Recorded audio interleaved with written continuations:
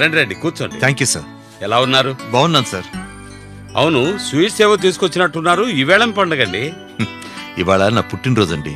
Oh, many many happy returns of the day. Thank you. Just a minute. Mohan, వస్తున్నాను sir. ఇంకేంటి సంగతులు? అందరూ బాగున్నారు కదా? బాగున్నారు సార్. ఈ బాక్స్ లో ఉన్న స్వీట్స్ అన్ని తీసుకెళ్లి మన భానుగారి బర్త్డే అని చెప్పి ఆశ్రమంలో అందరికీ పంచిపెట్టు. ఏంటలా డల్గా ఉన్నావు? తీసుకెళ్ళు. సార్ అది నేను కొత్తగా వచ్చారు కదా, ఇద్దరు భార్యాభర్తలు. వాళ్ళు వచ్చినప్పటి నుంచి ఏమీ తినట్లేదు సార్.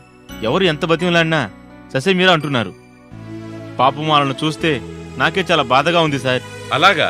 వెన్నెలొచ్చి చెప్పినా తింటాం లేదా? లేదు సార్, నిన్న ఆవిడ రాలేదు. ఈరోజు వస్తుందేమో చూడాలి. సర్లే, వాళ్లే తింటారు. ముందు ఈ స్వీట్స్ తీసుకెళ్లి మిగతా వాళ్ళకి పంచు. అలాగే సార్. Okay sir.